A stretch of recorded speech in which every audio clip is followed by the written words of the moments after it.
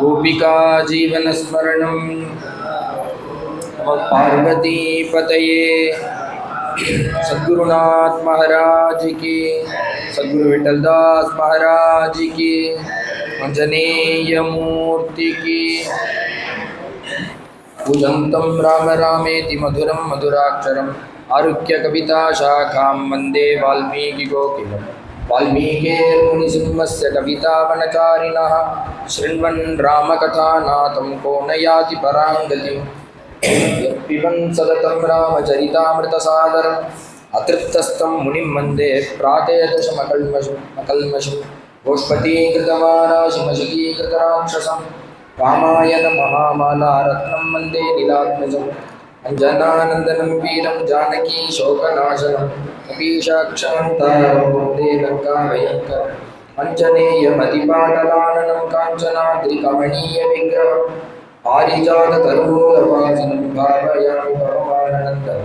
यत्र यत्र रघुनाथकीर्तनं तत्र तत्र कृतमस्तकाञ्जलिं बाष्पवारि परिपूर्णलोचनं मारुतिं नमत राक्षसान्तकम्। वैदेही सहितं सुरद्रुमतले हैवे महामण्डपे मध्ये पुष्पकमासने मणिमये वीरासने सुस्थितम्।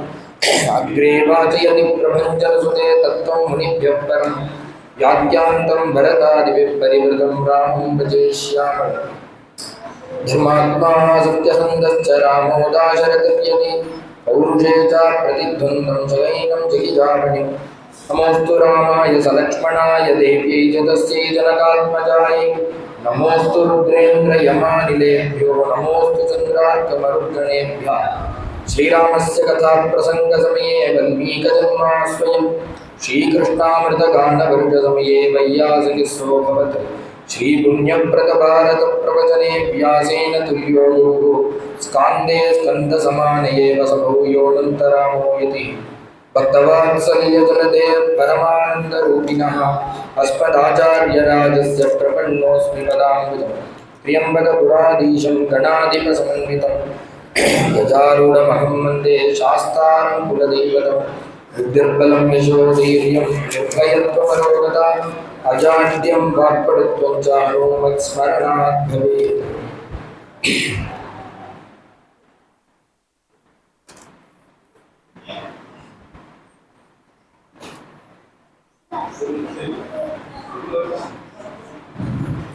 इयं धार्मिक कौसल्या मम माता यशस्विनी वृद्धा क्षुद्रशीला च न च त्वां देवगर्हते। सर्वेश्वरनाன பகவான் தர்மத்தின் பொருட்டு சக்கரவர்த்தி திருமகனாக திரேதாயுகத்துல ராமனாக அவதாரம் பண்ற. எது அவளுக்கு பிரதானம்னா தர்மம். தர்மத்தை நிலைநிறுத்துறதுக்காக வந்த அவதாரம் இந்த ராமாவதாரம். அதற்காக சுவாமி இத்தனை கஷ்டப்படுறார். என்ன பண்றாரு அதற்காகனா பிதிருவாக்கிய பரிபாலனம்ங்கிற தர்மத்தை பிராதான்யமா எடுத்துக்கிறார். எடுத்துட்டு காட்டுக்கு போறார். கஷ்டம்தான் இருந்தாலும் ஏன் நாட்டை விட்டு காட்டுக்கு போறாருன்னா அவருக்கு ஒன்னே ஒண்ணுதான் பிரதானம் தர்மம். அவ அப்பா சொல்றா, இதுல என்ன ஒரு சுவாரஸ்யம்னா வரண அப்பா கேட்டதாக கைகேயி தான் சுவாமிகிட்ட நேரடியா கேட்கிறா. அப்பா அவங்ககிட்ட 14 வருஷம் காட்டுக்கு போக சொல்லியிருக்கான்னு தசரதன் நேரடியாக சொல்லல. சொன்னது யாருன்னா கைகேயி. அத சுவாமி அதை ஏத்துக்கிறார். அப்பா சொன்ன வாக்காக நினைச்சு ஏத்துக்கிறார். அதற்கு மேல டைரக்டா இந்த தசரதன் சொல்லவே இல்லை, சொன்னது கைகேயி. சுவாமி அதை அனுசரிச்சு கிளம்புறார். அதற்கு மேல சுவாமி இப்படி கிளம்ப போறாங்கிறது தீர்மானம் ஆன உடனே தசரதன் கூப்பிட்டு சொல்றான், நீ போகாதங்கிறான். ராமா நீ காட்டுக்கு போகாத.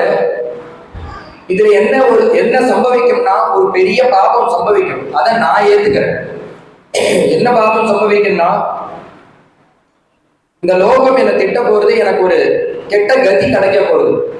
நான் மரிச்ச பிறகு என்ன கத்தினா பொய் சொன்னா என்ன நரகமோ அந்த நரகம் எனக்கு கிடைக்க போறது. இந்த லோகம் என்ன பொய்யன்னு சொல்ல போகுது. அதனால நான் நீ காட்டுக்கு போக வேண்டாம், இங்கேயே இருந்தா போறோம். இந்த பாவத்தை நான் ஏத்துக்கிறேன்.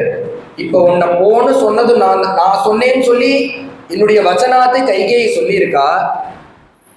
இப்ப நீ கிளம்புற, இப்ப அதே டைரக்டா சொல்லல, ஆனா இப்ப நான் நேரடியாக சொல்றேன், ராமா நீ போகாத, இந்த நாட்டிலேயே இரு, அதுல என்ன பாபம் சம்பவிச்சாலும் அதை நான் ஏத்துக்கிறேன், நீ போகாத ராமா. டைரக்டா போன்னு சொல்லல, போகாதங்கிறது டைரக்டா இந்த தசரதன் சொல்றார். அதையும் தாண்டி சுவாமி கிளம்புவேங்கிறார். ஏன்னா பித்ருவாக்கிய பரிபாலனம் தர்மம், இதுதான் பிராதானியம். சுகாச்சாரியால் சொல்லும் போது தர்மம் தர்மம்னு இந்த சுவாமி இப்படி பிடிச்சு நிக்கிறாரே, கொஞ்சம் தர்மம் தர்மம்னு சுவாமி இப்படி பிடிச்சு நிக்கிறார், கொஞ்சம் பிடிச்சு நிக்கிறார். எதற்காக இந்த நாட்டை விட்டு காட்டுக்கு போற அப்படின்னா சுகாச்சாரியால் சொல்லும்போது சொல்றார், குருவத்தே த்யக்தராஜ்யா யசரதனுவனம் பத்மபத்யாம் பிரியாயா பானிஸ்பரிஷாட்சமாப்யாம் மிருதித பதருஜோ யோகரீந்திரானுஜாப்யாம் வைரூப்யா சோர்பணக்யா பிரியஹர விருஷா ஆரோபித ப்ரூ விஜృంభ த்ரஸ்தாப்திஹி பத்தசேதுஹு கலதவதகனஹ கோசலேந்திரோ வதன்னா. கோசலேந்திரோ வதான்னஹா நவம ஸ்கந்தத்துல சுகாச்சாரியால் இந்த ராமாயணத்தை சொல்லும் போது சுருக்கமா ஒரே ஸ்லோகத்துல ராமர் பிறந்ததுலேருந்து ராவணேஸ்வரனை வதம் பண்ணி இந்த சிம்மாசனத்துல இருந்து அலங்காரம் பண்ற பரியந்தும் அலங்கரிச்சது பரியந்தும் ஒரே ஸ்லோகத்துல சொல்லிவிட்டார். அதுல சொல்ற சுவாமி எதற்காக இந்த நாட்டை விட்டு போனார்னா, குருவர்த்தே த்யக்தராஜ்யா, குருன்னா அப்பாவுக்கு குருன்னு பேரு, மற்றொன்று குருனா பெரியதற்கு குருன்னு பேரு. இப்ப சுவாமி என்ன நினைச்சுட்டு இருக்கா, எல்லா லோகத்துல நினைச்சுட்டு இருக்கா, குருவர்த்தே த்யக்தராஜ்யான்னா அப்பாவுடைய வாக்குக்காக சுவாமி காட்டுக்கு போயிருக்காருன்னு. அது யதார்த்தம் தான், அது லோகத்துக்கு யதார்த்தம். சுவாமியுடைய மனசுல என்னன்னா, இப்படி நாட்டை விட்டு காட்டுக்கு கிளம்பினாதான சின்னதை தியாகம் பண்ணா பெருசு கிடைக்கும். சுவாமி மனசுல எது சின்னதுன்னா, இந்த பித்ருவாக்கிய பரிபாலனங்கிறத பெருசா எடுத்துட்டு கிளம்புறாரு. இந்த நாடு அவருக்கு சின்னதா தெரியறது. அது மட்டும் இல்ல, இந்த நாட்டை விட்டுட்டு கிளம்பினாதான் பெருசு கிடைக்கும். என்ன பெருசு? மகத்தா ஒண்ணு கிடைக்கும். என்ன கிடைக்கும்னா, பரம பக்தனான குகன் கிடைப்பான், பரம பக்தையான சபரி கிடைக்க போறா, பரம பக்தனான சுக்ரீவன் கிடைக்க போறான், எல்லாத்த விட ஜாஸ்தி பரம பக்தனான தூதனான ஆஞ்சநேயன் கிடைக்க போறான். இது இவர் இந்த நாட்டுல இருந்தார்னா இது யாருமே கிடைக்க மாட்டா. அதனால அவருடைய மனசுல எது பெருசா இருக்குன்னா, நாடு சின்னது, இந்த பித்ருவாக்கிய பரிபாலனம்ங்கிறது பெருசு. அதை அனுஷ்டானம் பண்ணிட்டோம்னா இவ்வளவு லாபம் கிடைக்கிறது, இவ்வளவு பக்தால் சுவாமி கிடைக்கிற. அவர் மனசுல இது பெருசா இருக்கு. குருவர்த்தே த்யக்தராஜ்யா, அது மட்டுமானா நாட்டை விட்டு காட்டுக்கு வந்தது தர்மத்துக்கு, அதை பெருசா நினைக்கிறார். இந்த பக்தாளுக்காக வந்திருக்கார். மற்றொன்றையும் அவர் பெருசா நினைக்கிறார். எது? பித்ருவாக்கிய பரிபாலனமானா அதையும் தாண்டி சூட்சமா ஒரு விஷயம் உள்ள இருக்கு. என்னன்னா, தர்மம். தர்மத்துக்காக தான் இந்த சுவாமி இந்த பித்ருவாக்கிய பரிபாலனங்கிற போர்வேல கிளம்பி வர, தர்மத்தை நிலைநாட்டணும். ஏன் என்ன தர்மத்தை ஸ்தாபிதம் பண்ணணும்னா, சுவாமி நினைச்சார்னா ஒரு க்ஷணத்துல அப்பா வார்த்தையை மீறி இந்த நாட்டிலேயே இருக்க முடியும். ஆனா அது சுவாமி செய்யல. சுவாமி அதற்கு சட்டம் தான், இருந்தாலும் செய்யல. அவர் மனசுல என்ன இருக்குன்னா, அப்பாவுடைய வியாஜத்துல தர்மத்தை பரிபாலனம் பண்ணணுங்கிறதுக்காக யாரு என்ன தடுத்தாலும் நிற்காதபடிக்கு சுவாமி காட்டுக்கு கிளம்புறார். தசரதன் அழறானா. ஏன் அழுதான் தசரதன்னா, சுவாமி கிளம்புறேன்னு சொன்ன உடனே தசரதன் எதை நினைச்சு அழுறான்னா, இப்படி ஒரு நல்ல எல்லாரும் லோகத்துல குழந்தை பிறக்கலன்னு அழுவா, இல்லைன்னா கெட்ட குழந்தை பிறந்திருக்கேன்னு அழுவா. நான் எதற்காக இங்க அழறேன்னா, ஒரு நல்ல குழந்தைய பெத்துட்டேனேங்கிறதுக்காக அழறேன். ஏன் நல்ல பிள்ளைய பெற்றதற்கு அழறேன்னா, ஒரு போக்கிரியான ஒரு ஆசாமியா இருந்தான்னா, நான் நாடு வேண்டாம்னு சொல்லி விரட்டி விட்ட உத்தரட்சணம் என்ன பண்ணுவான்னா, எய்தாப்புல ஒரு வீட்டை வாடகைக்கு எடுத்துட்டு எனக்கு முன்னாடியே உட்கார்ந்துட்டு நித்தியபடி என்னை திட்டிண்டு எனக்கு கண்ணுக்கு நேரையே இருப்பான். எனக்கு ராஜ்யம் கொடுக்கலங்கிறத சொல்லி சொல்லி காமிச்சுட்டு திட்டிண்டு அங்கேயே இருப்பான். இது போகிரி பண்ற காரியம். நான் தெரியாம 60,000 வருஷம் தபஸ் பண்ணி ஒரு நல்ல குழந்தைய பெற்றுட்டேன். அது என்ன ஆகுறதுன்னா, நான் போக வேண்டாம்னு சொல்றேன், ஆனா அந்த குழந்தை போவேன்னு ஒத்த காலம் பிடிச்சு ஒத்த கால நின்றுட்டு கிளம்புறது. தெரியாம ஒரு நல்ல பிள்ளைய பெற்றுட்டேனேன்னு தசரதன் வருத்தப்படுறாராம். அது மட்டும் இல்ல, அந்த புள்ள கடைசி காலம் பர்யந்தம் கண்ணெதிர்க்கு இருந்துட்டே இருப்பான். ஆனா இவன் தர்மத்தை பரிபாலனம் பண்றேன்னு கிளம்பி நாட்டை விட்டு காட்டுக்கே போறானே, இப்படி ஒரு குழந்தைய பெற்றுட்டேனேன்னு தசரதன் அழறான். சுவாமி என்ன, தர்மம் நான் போய் தான் தீர்வேன்னு கிளம்புறார். ஒரு தடவை இல்ல, 2 தடவை இல்ல, 3 தடவை பிரதிஜையை பண்ணிவிட்டான். சத்தியபாஷங்கிற ஒரு சத்தியபாஷ பரிகீதங்கிறார் சுகாச்சாரியார். ஒரு தடவை இல்ல, 3 தடவை சத்தியத்தினால 3 கயிறை சுத்தி விட்டான். அதனால அவன் அவுக்கவே முடியல கழுத்துல இருந்து. அந்த நிலையில இருக்கிற தசரத விடை பெற்று சுவாமி கிளம்புறார். அம்மாட்ட வந்து சொல்றா, அம்மா அப்பா இப்படி சொல்லியிருக்கான்னு இந்த வர்த்தமானத்தை சொன்ன உடனே அவ உடனே அழறா, நானும் கூடையே வரேன், நீ என்னையும் கூட்டிட்டு கிளம்புப்பா ராமான்னு சொல்ல, நம்ம காட்டுக்கு போவோம்னு சொல்ல அம்மாவை சமாதானப்படுத்துற. அம்மா தேம்பி அழறா, மயங்கி விழறா, நானும் வருவேங்கிறா. சுவாமி அம்மாவை சமாதானப்படுத்துறார். பண்ணிட்டே இருக்கிற காலத்துல லட்சுமண சுவாமி வர, என்னன்னா, அண்ணா நீங்க நாளைக்கு வெச்ச லக்னத்துல இந்த பட்டாபிஷேகம் நடக்கணும், அதனால நீங்க காட்டுக்கு போகக்கூடாது, அந்த கிழவரை கூட்டி நான் ஜெயில போடுறேன், இது எல்லாம் இந்த சொன்ன லக்னத்துல நடக்கணும்னு புடிவாரமா நிற்கிறான். எல்லாத்துக்கும் என்னன்னா, நீங்க அனுமதி கொடுங்கோன்னு ஒரு இதுல நிற்கிற. சுவாமி பார்த்தாரு, இந்த கதை சொல்ற வால்மீகி இருக்காரு, அவர் சொல்ற இது போல ஒரு ஸ்திதி, இந்த பக்கம் அம்மாவா கீழே விழுந்து மயங்கி விழுறா, அழறா, நானும் வருவேங்கிறா. மற்றொரு பக்கம் பார்த்தா லட்சுமண சுவாமி அந்த கிழவரை பிடிச்சு ஜெயில போடுவேங்கிறான், இதை ஏதாவது பண்ணுவேங்கிறா. ரெண்டு பக்கமும் இப்படி இருக்கிற ஸ்திதியில யாராலடா இந்த ஸ்திதியில இருக்கக்கூடிய யாரால தர்மம் சொல்ல முடியும்னா, என் பிரபுனால மட்டுமே இந்த ஸ்திதியில அவளுக்கு ஹிதத்தை உபதேசம் பண்ண முடியும், தர்மத்தை சொல்ல முடியும்.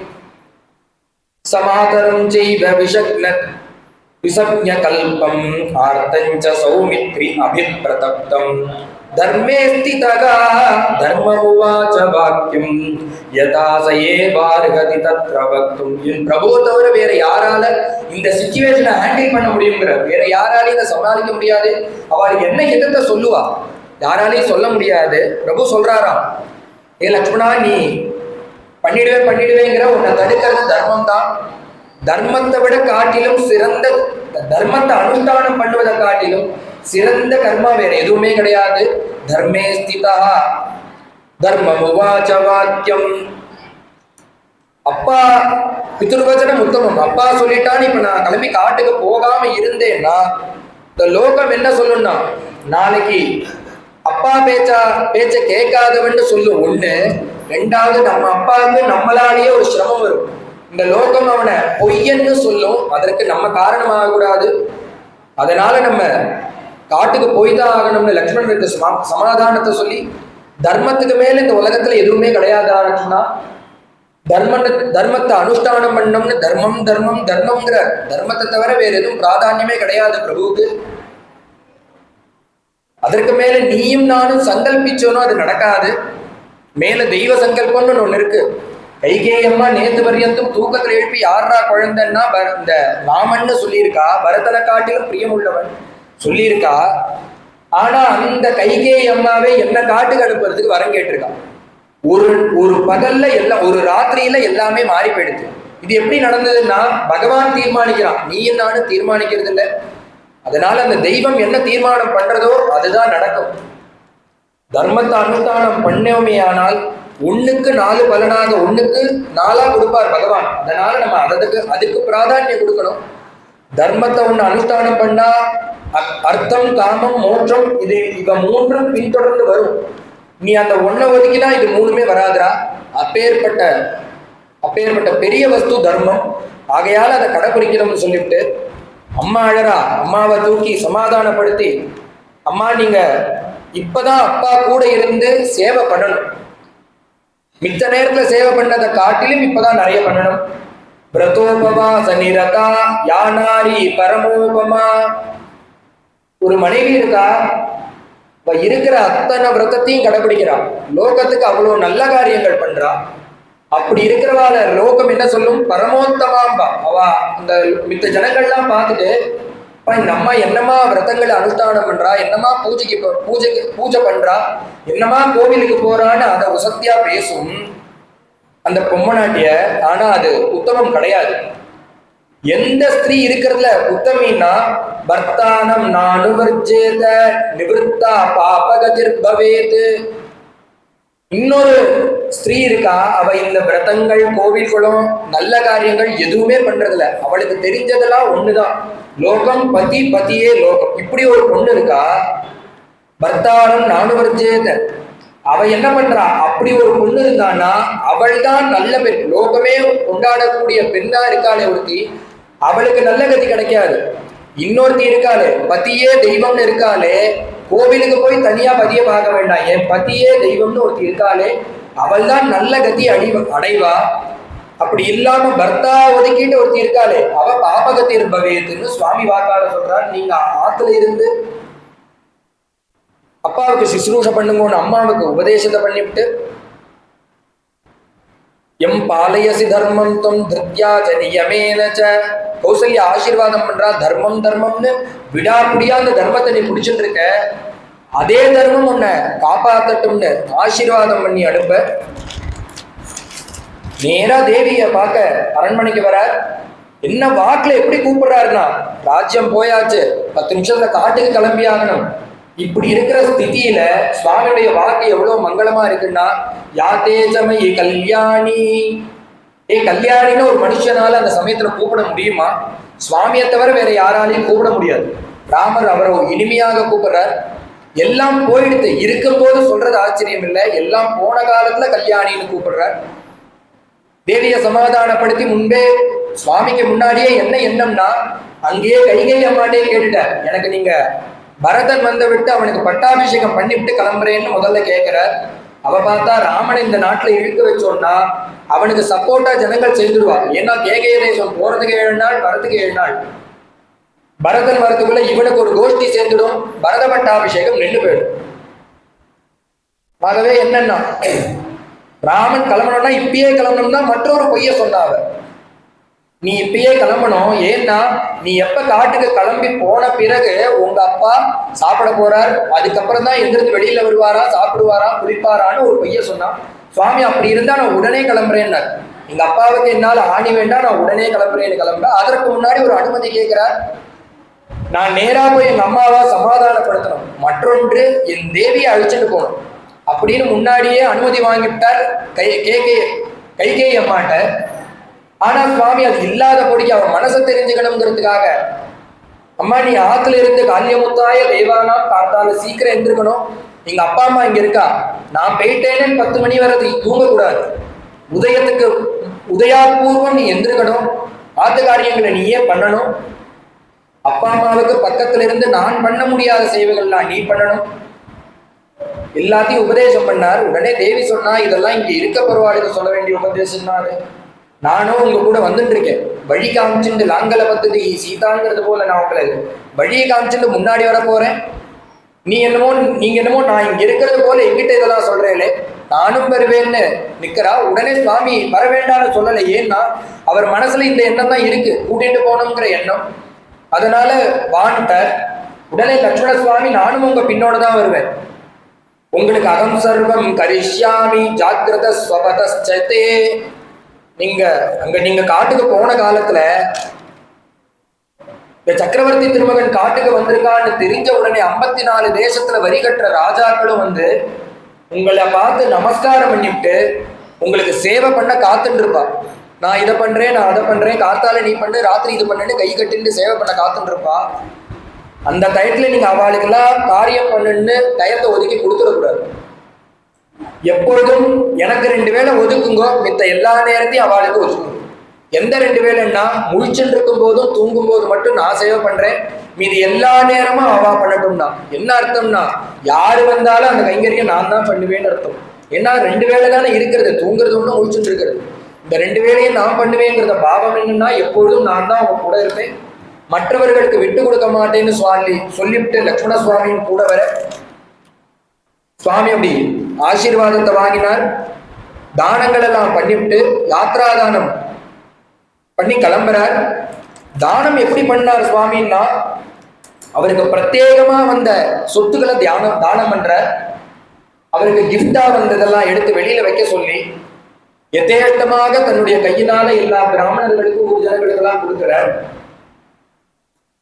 அகம் பிரதாத்தும் எதிதம் மாமகம் தனம், அவருடைய சொந்த சொத்து, அரசாங்க சொத்து இல்ல. என்ன எண்ணம்னா, வஸ்துக்கள்லாம் குடிச்சு முடிச்சாச்சு, ஏ லக்ஷ்மணா வஸ்துக்கள்லாம் ஆயிடுத்து, நம்ம இப்ப இந்த அரண்மனையும் கொடுத்துடுவோங்கிற, நம்ம தங்கிட்டு இருக்கோமே அவாவாளுக்கு பிரத்யேக அரண்மனை உண்டு, அதையும் கொடுத்துடுவோங்கிற. நம்ம 14 வருஷம் கழிச்சு திரும்பி வந்த பிறகுதானே இதுக்கு உபயோகம், இது பூட்டி தானே கிடக்க போறது, அதனால இதையும் கொடுத்துருவோம்டா லட்சுமணான்னு அந்த கதவையே திறந்து வச்சுட்டு கிளம்பிட்டாரா ராமலட்சுமணா.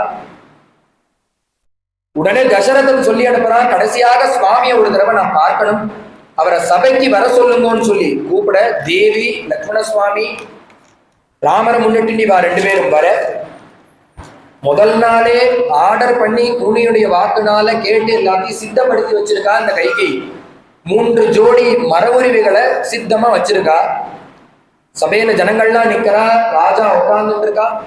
அந்த சமயத்தில் இந்த ராமர்கிட்டையும் லக்ஷ்மண சுவாமி தேவியிட்ட மரவுரிவை கொடுத்து தரிசிக்க சொல்ல, ஏன்னா கேட்கும் போதே அவ இந்த வரணை சேர்த்துதான் கேட்டிருக்கா, இதையும் உள்ளடக்கிதான் கேட்டிருக்கா. ராமன் 7 வருஷம் 14 வருஷம் காட்டுக்கு போகும், எப்படின்னா தபஸ்வி வேஷத்தோட போனங்கிறத உள்ளடக்கி கேட்டிருக்காளாம். அதனால அந்த மர உருவியை கடுத்து கட்டிக்க சொல்ல ஜனங்கள்லாம் ஓன்னு அழறா. எந்த திருமேனிய வாய்கொள்ளாம வர்ணிச்சாலும் கோள்கண்டார் கோளே கண்டார்னு வர்ணிச்சு திருமேனிக்கு இன்னைக்கு மர உருவி கொடுத்திருக்காளே இந்த கைகேயி. சுவாமியை எடுத்து தரிச்சுக்கிறார், லக்ஷ்மண சுவாமியும் தரிச்சுட்டு தேவி கிட்ட கொடுத்து தரிச்சுக்கோன்னா தேவிக்கு தரிச்சுக்க தெரியல. ஏன்னா அது மடமடன் இருக்கு, மிருதுவான திருமேனி, கட்டி பழக்கம் இல்லை, ராஜபோகத்தை அனுபவிச்ச சரீரம் இது, அவருக்கு எப்படி உடுத்திக்கிறதுன்னு தெரியல, நான் தான் இதை எப்படி அணியறதுன்னு தெரியலன்னு சொல்லிட்டு இருக்கா. உடனே இது அத்தனையும் நடக்கிறது அத்தனையும் தசரதன் பார்த்தா தேவிக்கு வஸ்திரத்தை கொடுக்காத, அவளை கட்டிக்க சொல்லாதன்னுட்டான். அந்த ஒரு வார்த்தையை அவன் சொல்ல சபையில ஆத்து வாத்தியாரா இருக்கக்கூடிய வசிஷ்டாச்சாரியாளுக்கு கோபம் குபுகுபுன்னு கோபம் வந்துடுச்சு. இதை கேட்கறதுக்கு ஒரு நாதி இல்லாம போயிடுது இந்த சபையில. அதர்மம் நடக்கிறது, ஒருத்தர் கூட சொல்ல நாதி இல்லையே, என்ன அக்கிரமம் பண்றா அவ. அதிப்பிரவருத்தே துர்மேதே கைகேயி குலபாம்சினி வஞ்சயித்வாரா ஜானம் நப்ரமானேவ திஷ்டசே. என்ன ஒரு தைரியம் இருந்தா அந்த சுவாமிக்கு இந்த மர உருவியை கொடுப்ப, அதுவும் எல்லாருக்கும் முன்னாடி சபையிலேயே. அதிப்பிரவருத்தை அதிகமாக பண்ற, தர்மத்தை தாண்டி ஒரு காரியம் பண்ற. துர்மூடே கைகேயி குலபாம்சினி, இந்த குடும்பத்தை கெடுக்க வந்தது யாருன்னா நீதான். உன்னுடைய காரியங்கள்லாம் இந்த குடும்பமே குட்டிச்சவராக போறது. அதுவும் நேர்மையா இதெல்லாம் பண்ணியான்னா பஞ்சயித்வா ராஜானம், கதவை சாத்திட்டு இந்த ராஜாவை உள்ள கதவை சாத்திட்டு 2 வரண வஞ்சகமா கேட்டுவிட்டு அதை இங்க நடத்துகிற நீ, நேர்மையான வழியில இதை நடத்தல நீ. உன்னை கேட்கறதுக்கு யாரும் இல்லைங்கிற தைரியத்தை தெரியும் பண்ற. எல்லாத்துக்கும் காரணம் அந்த ராஜா தான். அவன் உன்மேல வசப்பட்டு இருக்கிறதுனால கேட்டா ராஜா கேட்கணும், அந்த ராஜாவே உன் வசம் இருக்கான், கேட்க ஒருத்தரும் கிடையாது, நாதி இல்லைங்கிறதுனால இட்டதுக்கு பண்ணிட்டு இருக்கியே. இந்த அக்கிரமத்தை யாரு கேட்க போறான்னு தெரியலன்னு வசிஷ்டாச்சாரியால் பூச்சுக்க. நீ இவ்வளவு அக்கிரமம் பண்றது எதனாலன்னா ஒரே ஒரு காரியத்துக்காக. என்ன ஒரு காரியம்? இந்த ராஜ்யம் சிம்மாசனம் உன் பிள்ளைக்கு வரணும், அதற்காக தானே நீ இத்தனை காரியம் பண்ற. நீ எந்த சிம்மாசனத்திற்காக இவ்வளவு ஒரு அநீதியான காரியத்தெல்லாம் பண்றையோ, உன்னுடைய புள்ளைய உத்தேசம் பண்ணி, சிம்மாசனம் யாருக்கு? பரதனுக்கு. அந்த பரதன் உன்னுடைய எண்ணம் பலிக்காத படிக்க அவன் அந்த சிம்மாசனத்துல ஒரு நாள் கூட உட்கார மாட்டான். பரதஸ்ச சக சத்ருக்னஸ்ச சிரவாசா வனேச்சரஹ வனே வசந்தம் காகுஸ்தம் அனுவத்ஸ்யசி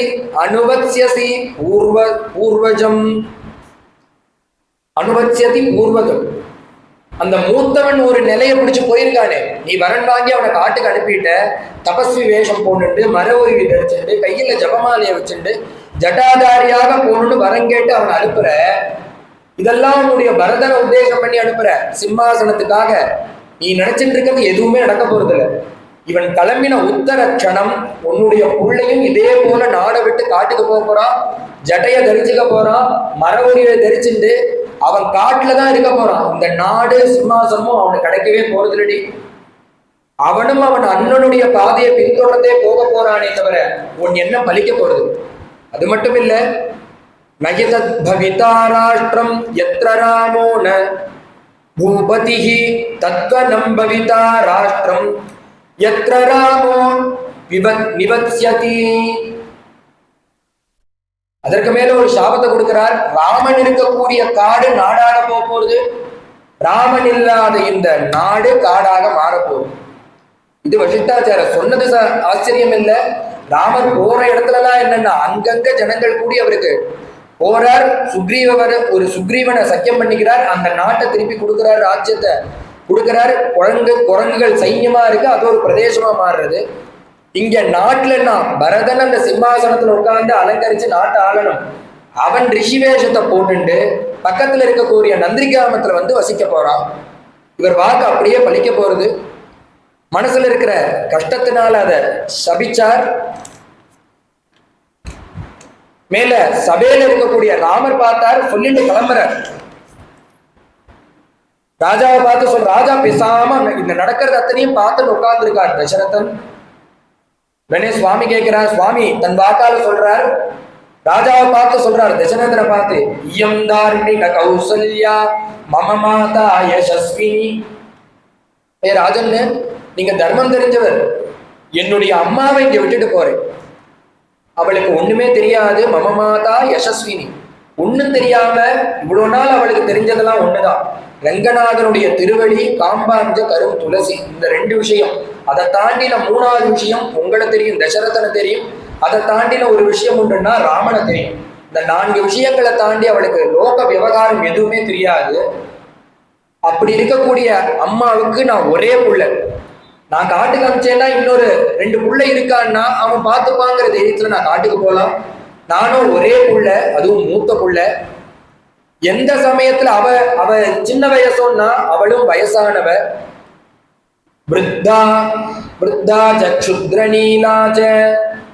வயசான காலம். ஒருத்தர் இல்ல, ஒரே புள்ள, மூத்த புள்ள. எப்ப நான் கூட இருக்கணுமோ, கூட இருக்க வேண்டிய காலத்துல என்னுடைய அம்மா வரன் வாங்கி என்ன காட்டுக்கு அனுப்புறா. இப்ப என் அம்மாவுக்கு சிசுரூஷ பண்றதுக்கு ஒருத்தருமே கிடையாது.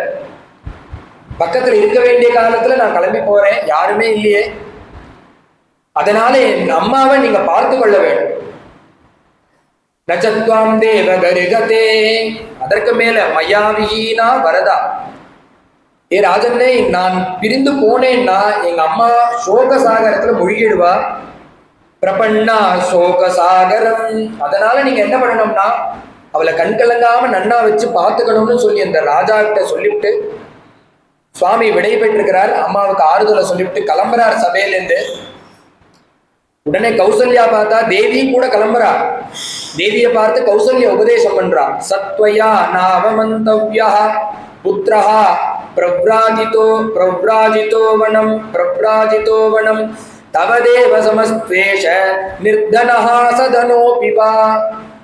அம்மா சீதே, என் புள்ளை இப்ப நாடை விட்டுவிட்டு காட்டுக்கு போறான். அவனை நீ அலட்சியப்படுத்தி விடாது. ஒரு கணவன் பணம் இருக்கோ இல்லையோ, தனம் இருக்கு, ஒரு நாடு இருக்கு இல்ல, இந்த மாதிரி எந்த ஸ்திதியிலையும் அலட்சியப்படுத்தக்கூடாது கணவனை. இப்ப அவன் நாட்டை விட்டுட்டு காட்டுக்கு போறான், அவன்கிட்ட பணமே கிடையாது. அப்படி இருக்கிற காலத்துல நீ அவன் ஒரு க்ஷணம் கூட அவனை அலட்சியப்படுத்தி விடக்கூடாது. ஏன்னா அவன் ராமன் மானி, அதை பொறுக்க மாட்டான். நீ அவனை அலட்சியப்படுத்தி விட்டேன்னா அவனால தாங்க முடியாது. அவனை அலட்சியப்படுத்தி விடாதடி சீதான்னு சொல்லி வாக்கால சொல்லி அனுப்புறா. உடனே தேவி அதற்கு பதில் சொல்றா. நாதந்திரி வாக்கிய தேவீனா நாச்சக்ரோ வர்த்ததே ரதா. தேவி சொல்றா, அம்மா நான் என்னுடைய பிரபுவை அலட்சியப்படுத்துவேனா? சொப்பனத்துல கூட பண்ண மாட்டேன். ஏன்னா அவர் இருக்கிறதுனாலதான் எனக்கு பெருமையே. ஒரு வீணை வாங்குறோம், ஒரு வீணை 50,000 ரூபாய் விலை கொடுத்து வாங்குறோம். 50,000 ரூபாய் விலை கொடுத்து ஒரு வீணை வாங்கினாலும் அதுல மீட்டுறதுக்கு 5 ரூபாய் தந்தி இல்லைன்னா அது எப்படி பிரயோஜனப்படாதோ. நாதந்திரி வாத்திய தேவீனா. அது போலதான் ராமன் இல்லாம நான் எங்க பிரகாசிக்கிறது, அவரோட சேர்ந்து இருந்தாதான் எனக்கு பிரகாசம். அது மட்டும் இல்ல, நாச்சக்ரோ வர்த்ததேரதா, எவ்வளோ ரூபாய் கொடுத்து ஒரு கார் வாங்கினா, ஒரு 2 கோடி ரூபாய் கொடுத்து ஒரு கார் வாங்கினாலும் 4000 ரூபாய் கொடுத்து ஒரு நல்ல டயர் போடலைன்னா அந்த வண்டியுடைய சுகத்தை அனுபவிக்க முடியுமா? அந்த வண்டி பிரயோஜனப்படுமா? அது போல ராமர் இல்லாம நான் ஒரு வஸ்துவே கிடையாது. அவரை நான் எப்படி அலட்சியப்படுத்துவேன்? நாபதிஹி சுகமே தத்த, நான் அவரை என்னைக்குமே அலட்சியப்படுத்த மாட்டேன், நீங்க கவலைப்படாதீங்கன்னு சொல்லி அந்த தேவி தன்வாக்கால சொல்ல, பக்கத்துல நிற்கிற லக்ஷ்மண சுவாமிக்கு பயம். ஏன்னா சுவாமி யாரையும் வர வேணான்னு கைட்டு விட்டுட்டே இருக்காரு. அப்புறம் பாண்டு அழிச்சுட்டு இருக்காரு இப்ப லக்ஷ்மண சுவாமியும் சீதையும். இந்த லக்ஷ்மண சுவாமி அவருடைய அம்மா சுமித்ரேட்ட அனுமதி வாங்கணும். போனா எங்க தன்னுடைய அம்மா போகக்கூடாதுன்னு சொல்லிடுவாளோன்னு மனசுல ஒரு எண்ணம் ஓடிட்டே இருக்கு. பார்த்தார், பட்டுன்னு போய் சுமித்ரா காலில் விழுந்து நமஸ்காரம் பண்ணி, அம்மா நான் ராமனோடு சேர்ந்து கைங்கரியத்திற்காக காட்டுக்கு போறேங்கிறா, என்ன சொல்லுவாளோ பதில் சொல்லுவாளோன்னு காத்துன்னு அப்படி சுவாமி பார்க்கிறார் லக்ஷ்மண சுவாமி. சிருஷ்டஸ்துவம் வனவாசாய ஸ்வனுரக்தா சுகிருத்வனே ராமே பிரமாதம் பிரமாதம் மா கரிஷி புத்திரம் பர்த்தரி கச்சதி. உடனே அந்த பதிவிரதையான சுமித்ர சொல்றா, அவன் ஞானவதி, அவ சொல்றா, நான் போலாமான்னு அனுமதி கேட்காதுரா, போ. நான் எதற்காக உன்னை பெத்தேன் அப்படின்னா, இந்த தசரதனுக்கு புத்திரபாக்கியம் இல்லாத காலத்துல அவன் யஜ்யம் பண்ண போறான். 60,000 வருஷம் கழிச்சு பிறக்க போறது இந்த குழந்தை. அப்படி மூத்த பட்ட மகிழ்ச்சியான கௌசல்யக்கு ராமன்கிற ஒரு குழந்தை பிறக்க போறது. பிறந்து நீங்கெல்லாம் வளர்ந்த பிறகு கைகேயி அம்மா மஞ்சையினால 2 வரத்தை வாங்க போறா. அதுல ஒரு வரன் பரத பட்டாபிஷேகம், மற்றொரு வரன் ராமன் காடு செல்லுதல். அதுல சுவாமி விரதத்தை தர்மத்தை அனுஷ்டிக்கிற பொருட்டு சுவாமி காட்டுக்கு போக போறார். போற காலத்துல அந்த காட்டுல இருக்கும்போது ராமருக்கு சிஸ்ரூஷம் பண்றதுக்காகவே உன்னை நான் பெத்தேன்டா, ஓடுனால காட்டுக்கு. அதற்காக தான் நான் உன்னை பெற்றிருக்கேன். சிருஷ்டத்துவம் வனவாசஸ்ய, உன்னை பெத்ததே அதற்காக தான், அந்த பிரபுவுக்கு கைங்கரியம் பண்ணலாம். உன்னை நான் பெத்தேன், நீ கிளம்பி காட்டுக்கு போன்னு சொல்ல அனுமதி கொடுத்தா. இதெல்லாம் முன்னாடியே தெரியும் சுமித்ரைக்கு நடக்க போறதுன்னு. கிளம்பி போறா. கிளம்பி போடா லக்ஷ்மணான்னு சொல்லி அனுப்பி வைக்கிற ஆசீர்வாதம் பண்ணி. அதற்கு மேல நீ எப்படி சிசுரூஷ பண்ணணும்னா, ராமம் தசரதம் வேதி, இந்த நாட்டை விட்டு நீ இப்ப போறல ராமரோட, உன் மனசுல என்ன எண்ணம் இருக்கணும்னா, ராமம் தசரதம் வேதி மாம்பேதி ஜனகாத்மஜாம் அயோத்தியாமடவீம் வேத்தி வித்தி கச்சதா தயதா சுகம். காட்டிலேருந்து இப்ப நாட்டை விட்டு கிளம்பினேன்னா உனக்கு அம்மா நான் கிடையாது, தசரதன் அப்பா கிடையாது. யார் அப்புறம் அம்மா அப்பா எல்லாம் யாருன்னா, ராமம் தசரதம் வித்தி, உன்னுடைய அப்பா ராமன் தான் உனக்கு. மாம் வித்தி ஜனகாத்மஜாம், சுமித்ரா ஸ்தானம் யாருன்னா உன்னுடைய மன்னியான சீதாதேவி தான் உனக்கு அம்மா ஸ்தானம். நாடு அயோத்திய ஸ்தானத்துல எதை சொன்னா சுமித்ரன்னா, அயோத்தியா மடவீம் வித்தி, இந்த காடே உனக்கு அயோத்தியா. ராமர் எங்க இருக்காரோ அதனால அவர் கூடயே போ. கச்சதா தயதா சுகம், காடே அயோத்தி, அதனால் நீ அவர் கூடயே போ, அவர் கூடயே இரு, சேவை பண்ணிட்டு அப்படியே இருன்னா. சுமித்ரா சொல்லிவிட்டா, எனக்கு ஒரு செய்தி காதுல விழுந்தா போறோம். என்ன ஒரு செய்தின்னா, இந்த சரீரத்தை காக்கிறதுக்காக தான் உன்னை நான் பெற்றிருக்கேன், இந்த ராமனை காக்கிறதுக்காக தான் உன்னை நான் பெற்றிருக்கேன். ஒருவேளை காட்டுல ரட்சணை பண்ண உன்னை கூட அனுப்புறேன். ஒருவேளை அந்த ராமனுக்கு காட்டுல ஏதாவது ஒரு தொந்தரவோ ஹானியோ உயிருக்கு ஆபத்தோ வந்ததுன்னா அந்த சமயத்துல நீ முன்னாடி இருந்து அவரை காப்பாத்தணும். இந்த செய்தி எனக்கு அப்புறம் காதுல விழுந்தா போதும். என்ன கேட்கணும், என் காதுல என்ன வரணும்னா, ராமரை காப்பாத்த போன இந்த லக்ஷ்மணன் ஜீவனை விட்டான்னு செய்தி கேட்டா கூட போரும் எனக்கு. அந்த சந்தோஷமே எனக்கு போரும். அதனால அவரை காக்கிறதுக்காக தான் உன்னை பெத்தே, நீ காட்டுக்கு போன்னு ஆசீர்வாதம் பண்ணி அனுப்பி வைக்க சுவாமி அங்கேருந்து கிளம்புறார். வசிஷ்டர் என்ன பண்றார், சுமந்திரனை கூப்பிட்டு ரதத்துல ஏத்தி கொண்டு போய் இவாளை அந்த கங்கக்கரையில விட சொல்ல, ரத்தமும் கிளம்புறது. ஜனங்கள்லாம் கதற ஆரம்பிச்சுட்டான். ஏன்னா முதல் நாள் ராத்திரி பர்யந்தம் ராமபட்டாபிஷேகம் ராமராஜ்யம்னு சொல்லிட்டு இருந்த ஜனங்களுக்கு அந்த ஒரு ராத்திரியில எல்லாம் மாறி பரத பட்டாபிஷேகம்னு செய்தி காதுல விழுறது. ராமர் காட்டுக்கு போறாருன்னு அந்த ஜனங்கள்லாம் கதறி அழறா. என்ன ராமன்ட்ட பிராணனை காட்டிலும் அபிமானம் உடையவா அழறா. ரதம் கிளம்பி சுவாமி அழைச்சிட்டு போறது. தசரதன் போகாத, ரதத்தை நிறுத்து சுமந்திரான்னு கத்துற. ராமர் சொன்னார், அப்பா சொன்னது எனக்கு காதல விழல, நில்லுடாராமா போகாதராராமான்னு கத்துறார். சுமந்திரன் அப்பா நிக்க சொல்றாரே நிறுத்தட்டுமான்னா வண்டியை விடுவிட்டார் சுவாமி. என் அப்பா சொல்றது எனக்கு இப்ப காதல வராது, காதல விழாது. சுவாமி என்ன அப்பா சொல்றத கேட்கலையோன்னா, அப்பா சொல்றத கேட்கறதுக்கு உண்டான சமயம் இது கிடையாது.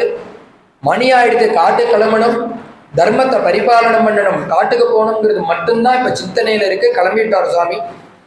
சுவாமி போறார். பின்னாடியே ஜனங்கள், அயோத்தி ஜனங்கள் அத்தனையும் வீடு வாசல் விட்டு சுவாமி பின்னாடியே கதறிண்டு போறா. அந்த கங்கை கரை வந்தோன்னு எல்லாரும் ரதத்துக்கு கங்கையை கடக்க விட மாட்டேங்கிறா. எல்லாரும் படுத்துட்டு சுவாமிய வண்டியை விட்டு ரத்தத்தை விட்டு இறங்க விட மாட்டேங்கிறா. கங்கையை கடக்கவும் விட மாட்டேங்கிறா. அங்க இருக்கிற ஸ்திதி எப்படி இருக்குன்னா, நாக்னிஹோத்ர நாக்னிஹோத்ரான்ய நாபஜன்னே கிருகமேதினா அகுர்வண்ண பிரஜா காரியம் சூரியஸ்சாந்தர தீயத விசர்ஜன் கவலாநாகாः गावो वत्सान्न पाययन् पुत्रं प्रथमजं लब्ध्वा जननी वाभ्यनन्दत. பாகவதத்துல சொல்லும் போது சொல்றார், சுவாமி என்ன பண்றார், இந்த கோபிகளுக்கு பரமானுகிரகம் பண்ணணும்னு மனசுல தீர்மானம் பண்றார். வேணுகானம் பண்ற காலத்திலேயே அவருக்கு என்ன சங்கல்பம்னா, இந்த கோபிகள் மட்டும் வரணுங்கிற எண்ணம். வேணுகானம் யாருக்கு கேட்டதுன்னா, சுவாமி யார சங்கல்பம் பண்ணாரோ அவளுக்கு மட்டும்தான் வேணுகானம் கேட்கறது. அந்த கோபிகள்லாம் கிளம்பி வரா. ஏன்னா சுவாமி சங்கல்பிச்சதுனாலதான் அவ காதல விழுறது. ராத்திரி வேலையில சந்திரனை நிறுத்திவிட்டார் சுவாமி. வேணுகானம் பண்றார். கோபிகள்லாம் காதல விழுறது. உடனே அந்த ஆத்த விட்டுட்டு கிளம்ப நினைக்கிறா. எந்தெந்த அவசரத்துல இருக்கான்னா, சுவாமி அந்த குரலை கேட்டது வேணுகானம். ஒருத்தி என்ன பண்ணிட்டு இருக்கா, தோகம் மித்வா சமுத்சுகாஹ, மாடு கறந்துட்டு இருக்கா. கறவை அப்படியே விட்டா அந்த பிருந்தாவன காடுகள்ல ஓடி வந்து நிற்கிறா. இன்னொருத்தி குழந்தைக்கு பால் கொடுத்துட்டு இருக்கா. குழந்தைய கீழே போட்டா கிளம்பி வந்துட்டா. இன்னொருத்தி இருந்த அஞ்சந்தியக்காச்சலோச்சனே, கண்ணில் மையிட்டு இருக்கா, விட்டுட்டு வந்தா. வித்தியஸ்த வஸ்திராபரணாக, இன்னும் சில கோபிகள் புடவை கட்டின்னு இருக்கா. வஸ்திரத்தை நேரா சீர் பண்ணிட்டு வெளியில வர ஆரம்பிச்சு அரைகுறையா ட்ரெஸ்ஸை போட்டுட்டு ஓடி வரா. வஸ்திரம் கட்டிட்டு ஓடி வரா. இன்னொரு கோபி ஆத்துக்காரர்களாம் பாயந்த சிசுன் பையா, பந்துக்களுக்கெல்லாம் குழந்தைக்கு கொடுக்க வந்தா. இன்னும் சில கோபிகள் குடும்பத்துக்கு பரிமாறின்னு இருக்கா, அன்னம் போட்டு இருக்கா. அவ பாதியில விட்டுட்டு ஓடி வரா. இது போல இன்னொரு ஸ்திரீ என்ன பண்றான்னா, ஆத்துக்காரருக்கு கால் பிடிச்சுட்டு இருக்கா, பதி சிசுரூஷ பண்றா. அவளுக்கு வேணுகானம் காதுல விழுறது. உடனே அங்க இருக்கக்கூடிய அந்த பதிகிட்ட எந்திருந்தா. அப்படி உடனே அவன் என்ன பண்ணா, ஏண்டி எழுந்திருக்கிறேன்னா, இல்ல கிருஷ்ணர் வேணுகானம் காதுல விழுறதுன்னா, வேணுவாது கானமாதுன்னா புலார்னு ஒரு கண்ணத்துல ஒரு அறைய கொடுத்தா. கதவை உள்ள தள்ளி கதவை பூட்டி விட்டான். ரூம்ல உள்ள தள்ளி கதவை பூட்டி விடுறான். கதை சொல்ற சுகாச்சாரியால் சொல்றார், இந்த நேரடியா போன கோபிகைகளுக்கு முன்னாடி முதல்ல போனது யாருன்னா, இந்த உள்ள ரூம்ல இருந்தாலே இந்த கோபி தான் முதல்ல போனான். எப்படின்னா, சுகமும் துக்கம், நேற்றே கதையில சொன்னது போல சுகமும் துக்கமும் சமமாச்சு. முதல்ல பகவான் இடத்துல போய் ஐக்கியமாயிட்டான். இந்த மித்த கோபியெல்லாம் நேரா போனா ஆனந்தப்பட்டா. இவனுக்கு வேணுகானம் காதல விழுந்தது, போகணுங்கிற எண்ணம் போக முடியல. ரூம்ல உட்காந்தா ஓன்னு அழ ஆரம்பிச்சா கிருஷ்ணனை நினைச்சு அந்த தியானத்தினால. உடனே என்னாச்சுன்னா, மலைமலையா பண்ணியிருந்த பாபம் இந்த கிருஷ்ணனை நினைச்சு உருகினோன்னு அந்த பாபம் அழுதனுடைய கஷ்டம் எதனுடைய கஷ்டம் எதனுடைய ரூபம்னா பாபத்தினுடைய ரூபம். அழுதோன்னு பாபம் போச்சு. உடனே சுத்தாத்மாவா மாறிட்டா. உள்ளுக்குள்ள பகவான் காட்சி அடிக்கிறார். அந்த கிருஷ்ணன் உள்ள ஞான கோச்சரனா தெரிஞ்சார். உள்ள கிருஷ்ணன் தெரிஞ்சோன்னு ஆஹா சிரிக்க ஆரம்பிச்சுட்டா. சிரிச்சது எதுன்னா, ஆனந்தத்தினுடைய ஒரு புண்ணியத்தினுடைய ஒரு ஸ்திதி தான் சிரிப்பு, அந்த புன்னகை. உடனே சிரிச்சோன்னா என்ன ஆச்சுன்னா, புண்ணியமும் நாசமாயிடுது. அழுதா பாபநாசம், சிரிச்சா புண்ணிய நாசம், ரெண்டும் சமமாச்சு. ஜீவன் போச்சு. அடுத்த க்ஷணம் இங்க சரீரம் அடைஞ்சது, பகவானோட ஐக்கியமாயிட்டாளா அந்த கோபி. ஏன்னா எதற்காக இதை சொல்றதுன்னா, பகவான் சங்கல்பிச்சதுனால பகவான் விட்டுட்டு போயிட்டா. பகவான் சங்கல்பம் பண்றார், இந்த வேணுகாத காதல விழுது.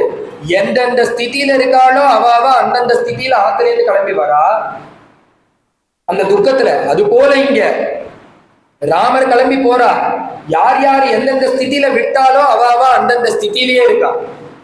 யார் யாருன்னா, ஒரு மாடு என்ன பண்றதுன்னா கண்ணுகளுக்கு பால் ஊட்டின்னு இருக்கு, பாதியில விட்டு விடுது, அதை ஊட்ட மாட்டேங்கிறது.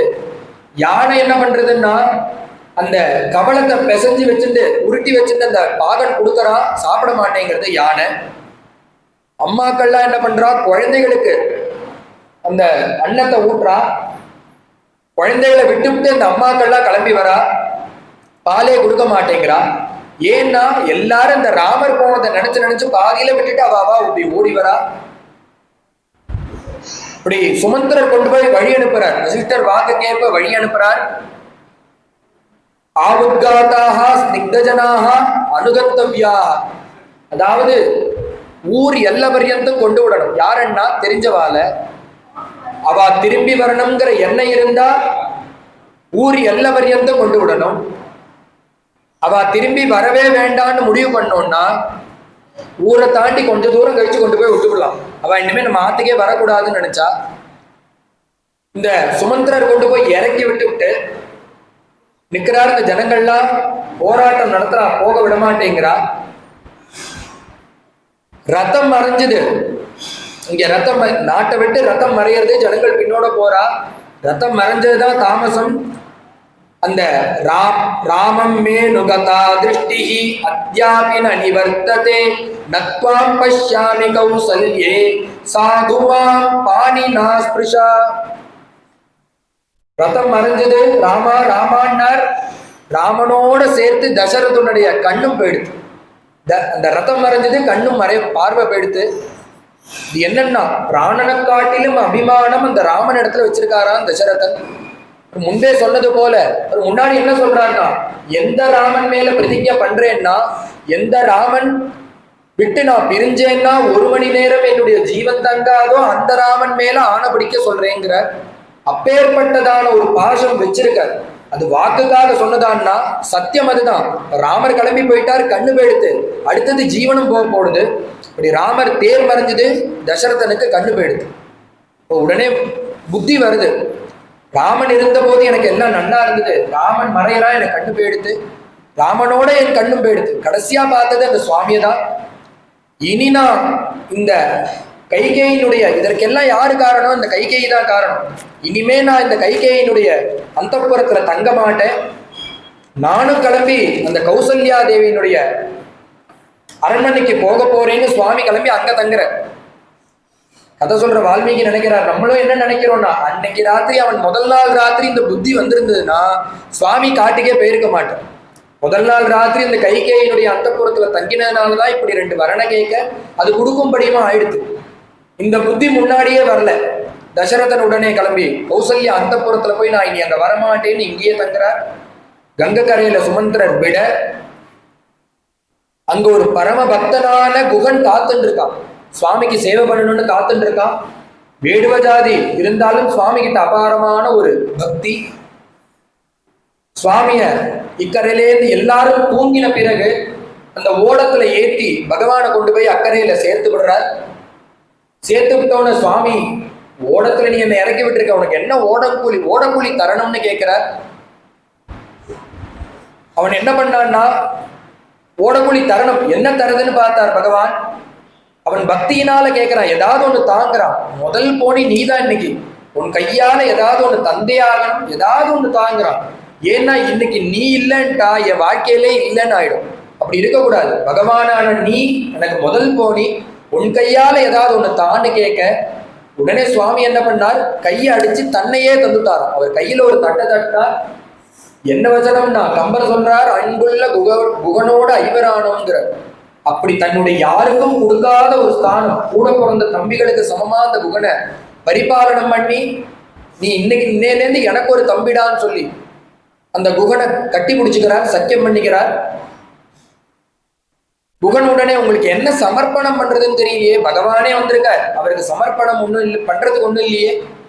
அந்த அவனுடைய வேடுவ சம்பிரதாயத்துல இருக்கும்படி மீனையும் தேனையும் ஒரு தட்டுல கொண்டு வந்து கொடுக்குறான். அவனுக்கு அது கூட தெரியாது. யாரு போலன்னா கண்ணப்ப நாயனார் போல. கண்ணில் ரத்தம் வருது, சுவாமிக்கு என்ன நிவேதனம் பண்றதுன்னு தெரியல. அந்த பூஜாரி குருக்கள் வந்து என்ன பண்ணார், அன்னத்தை நிவேதனம் பண்ணிட்டு அவர் கிளம்பி போறார், அபிஷேகம் பண்றார், பூஜை பண்றார், யதோக்தமா எல்லாத்தையும் பண்ணிட்டு அவர் கிளம்பி போயிட்டார். அவர்கிட்ட பக்தி இல்லை. ஆனா இந்த கண்ணப்ப நாயனார் பண்ற காலத்துல என்ன, அவருக்கு பக்தி மட்டுமே இருக்கு, விதரண விதி தெரியல. மேலேந்து அத்தனையும் பார்த்தார். உடனே என்ன பண்ணார், அவர் பண்ணதெல்லாம் இவருடைய பக்தியினால பண்றார். என்ன பண்ணார், அவர் அபிஷேகம் பண்ணார். எங்கேருந்துன்னா ஒரு குடத்துல கீழேந்து ஜலத்தை எடுத்துட்டு வந்து அபிஷேகம் பண்ணார். இவர் என்ன பண்ணார், வாயினால், இவர்கிட்ட வஸ்து இல்லை ஆனா மனசு இருக்கு. உடனே என்ன பண்றார், ஒரு வாக்குல ஜலத்தை எடுத்துன்னு வந்து அந்த சிவலிங்கத்தினுடைய தலையில துப்புறார். எச்சல் இல்லையான்னா நம்ம எச்சலா நினைக்கிறோம், பக்தி இல்லாம பண்ணாது எச்சல், பக்தியோட பண்ணதுனால பரமேஸ்வரர் ருத்ராபிஷேகம் பண்றது போல நினைச்சுக்கிறார். அவர் புஷ்பத்தை விதிவத்தா மந்திரம் சொல்லி போட்டார். இவர் காடுகள்ல இருக்கக்கூடிய அப்பப்படியே புஷ்பத்தை பறிச்சு போடுறார். நிவேதனம் அவர் விதி பிரகாரம் பண்ணார். இருக்கிறத வச்சு இவர் நிவேதனம் பண்றார். பார்த்துட்டே இருக்கார். மனம் உருகிறது, அந்த சுவாமிகிட்ட மனம் லயிக்கிறது. லயிக்கிற காலத்திலேயே பார்த்தா பரமேஸ்வரன் ஒரு லீலை பண்றார். கண்ணுல பார்த்தா ரத்தம் பிந்துக்களா வருது, ரத்தம் சொட்டுறது. உடனே என்ன பண்றதுன்னு தெரியல. எந்த பரமேஸ்வரனுடைய பாதத்தை படிச்சா ஜென்ம மரணத்தெல்லாம் போக்குறாரோ, ஒரு ஏகபில்லம் சிவார்ப்பணம்னு அவர் தலையில வச்சா மோட்ச சாம்ராஜ்ய லட்சுமிங்கிறத கையில கொடுக்குறாரோ, அந்த பரமேஸ்வரனுடைய தலையில காலை வச்சு அந்த கண்ணி எங்க இருக்குன்னு தெரியல, ஒரு கண்ணுல ரத்தம் வருது. உடனே பார்த்தார், தன்னுடைய பக்தி மேலிட்டு என்னன்னா அம்பு நுனியினால கண்ணுதான பேருக்கு, நம்மளுக்கும் கண்ணு அவருக்கும் கண்ணு, இந்த கண்ணை வச்சா அந்த கண்ணு சரியாயிடும், இந்த ரத்தம் நிற்கிறது நின்னுங்கிற ஒரு அஜ்ஞானம். பக்தி மேலிட்டு இந்த கண்ணை எடுத்து அந்த சுவாமியினுடைய கண்ணில் வைக்கிறார், ரத்தம் நின்றுட்டு.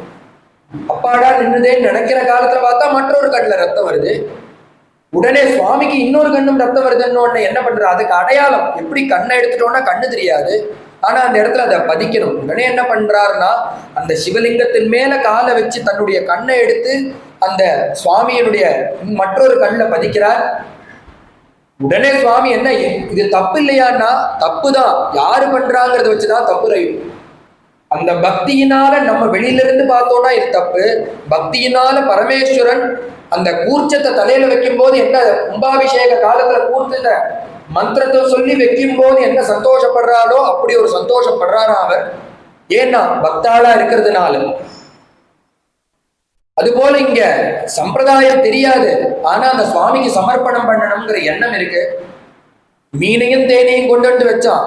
ஆனா இது உடனே சுவாமி என்ன, அதை எடுத்துக்கவும் முடியாது, சாப்பிடவும் முடியாது. ஆனா எடுத்துக்கலைன்னா அந்த பரம பக்தன் வருத்தப்படுவான்.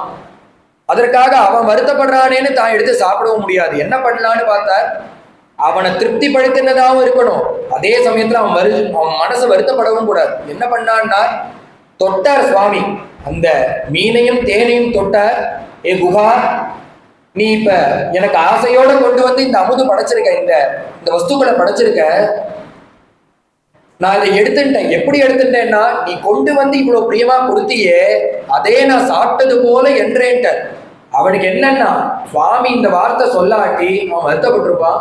இந்த வார்த்தை சொன்னோன்னே சாப்பிட்டதை காட்டிலும் ஒரு பிரீத்தி அவன் மனசுல கிடைச்சுதான்.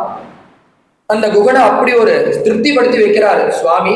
எடுக்காது அந்த பக்தனுடைய மனசு வருத்தப்படாதபடிக்கு காரியத்தை பார்க்கிறார். அவன்கிட்ட எனக்கு நீ ஒண்ணு பண்ணணும். என்ன பண்ணணும்னா, எங்க அம்மா வாக்கு வரன் வாங்கும் போதே இந்த குழந்தை தபஸ்வி வேஷத்தை போட்டுக்கணும்னு எங்க அம்மா பிரியத்தினால வாங்கி வச்சிருக்கா. அங்க அவசரத்துல, நாட்டுல இருந்து கிளம்புற அவசரத்துல ஆலம்பால் என்னால தேட முடியல, இந்த ஜடை போடணும், எப்படி போடுறதுன்னு தெரியல. ஆலம்பால் எடுத்துன்னு வான்னு சொல்ல அவன் ஆட்கள் அனுப்பிச்சு ஆலம்பால் எடுத்துன்னு வந்து அந்த சுவாமிக்கு கொடுக்க ஜடைய தரிச்சுக்கிறார். மேல என்ன பண்ணணும் அப்படின்னு இந்த குகன் கேட்கிறான். உடனே சுவாமி சொல்ற, அவர் இருக்கிறதோ நாடை விட்டு மரவுரி தரிச்சு காட்டுல வந்து இருக்கார். அந்த குகனை பார்த்து கேட்கிறார், என்ன வேணும்னு கேட்டோம். மற்றும் ஒரே ஒரு காரியம் இருக்கு, என் கூட வந்திருக்கேன், அந்த குதிரை இருக்கே அது 5 நாளா பட்டியா இருக்கு. அஸ்வானாம் காததேனாகம் ஆர்த்தி நான்யேன கேனச்சிட்டு. இந்த குதிரை இருக்கே என்னை கொண்டு விட வந்தது, இந்த குதிரை 5 நாளா சாப்பிடவே இல்லை. இந்த குதிரைக்கு ரொம்ப பசி, அது இந்த ஜீவன்கள் பசியில கஷ்டப்பட்டு இருக்கு.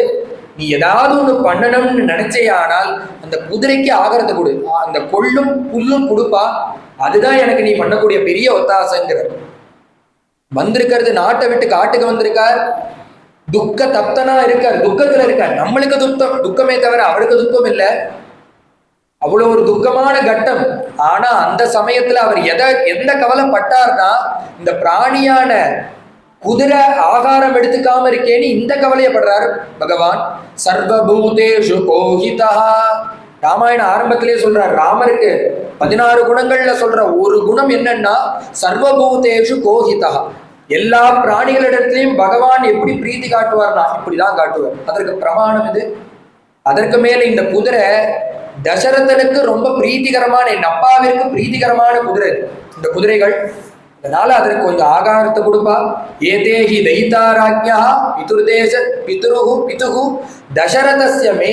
இந்த அப்பாவுக்கு பிரீத்திகரமான குதிரை, அதற்கு கொஞ்சம் ஆகாரத்தை கொடுன்னு சுவாமி பிரார்த்தனை பண்ண. அங்கிருந்து கிளம்பி அந்த குகனுக்கு ஆசீர்வாதத்தை பண்ணிவிட்டு சுவாமி கிளம்பி போறார். குகசக்கியம் பண்ணிட்டார். வர்ற வழிதான் பரத்வாஜ ஆசிரமம்.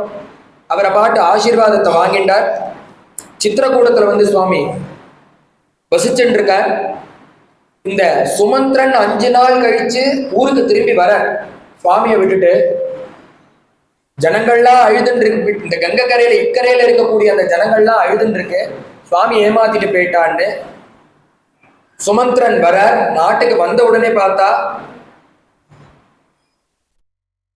சுமந்திரன் அஸ்வசாஸ்திரம் தெரியும். உடனே தசரதன் வந்து சொல்றார், குதிரைகள்லாம் வருத்தப்பட்டது சுவாமியை நினைச்சு. குதிரைகள்லாம் வருத்தப்பட்டது உனக்கு எப்படி தெரியும்னா, எனக்கு அஸ்வசாஸ்திரம் தெரியும். இந்த குதிரையினுடைய கண்ணில இருந்து ஜலம் வந்தது. குதிரைக்கு எப்படி சுகதுக்கம் பாதிக்கும்னா, சுகதுக்கம் பாதிக்கும். அது நார்மலா இருந்தா பாதிக்காதான்னு தெரியாது. சர்வேஸ்வரனான பகவான் கூட இருந்ததுனால அவன் இப்படி கிளம்பி போனாங்கிற துக்கம் அதற்கு பாதிச்சிருக்கு. அது எப்படி உனக்கு தெரியும்னா, எனக்கு அஸ்வசாஸ்திரம் தெரியும். இந்த குதிரையினுடைய கண்கள் இருந்து ஜலம் வந்தது, அதுவும் அந்த ஜலம் உஷ்ணமாக வந்ததுங்கிறார். அதனால அது சுவாமியை விட்டு பிரிஞ்சதுல அதுக்கும் வருத்தம் உண்டு. உடனே தசரதனை வந்து பார்க்கிறார். போன காரியம் வந்த காரியத்தெல்லாம் குசல பிரஷ்னம் விசாரிச்சுட்டு தசரதன் கேட்கிறார், ராமரை விட்டையா? ராமர் ஏதாவது என்கிட்ட சொல்ல சொன்னாராங்கிறார். என்கிட்ட என்ன செய்தி சொல்ல சொன்னார்னா, உங்களுக்கு ஒரு செய்தியும் சொல்லல, வேற யாருக்கு செய்தினா ராமர் பரதனுக்கு ஒரு செய்தி சொல்ல சொல்லியிருக்கார். என்ன பரதனுக்கு செய்தினா, பரத பாலயேத்ராஜ்யம் சிஸ்ரூஷேஷ பிதுஸ்ததா. நாட்டை நல்லபடியா ராஜ்யம் பண்ண சொல்லு, ராஜ்யத்துல பரிபாலனம் பண்ண சொல்லு அப்படின்னு பரதன்ட்ட சொல்லியிருக்கார்.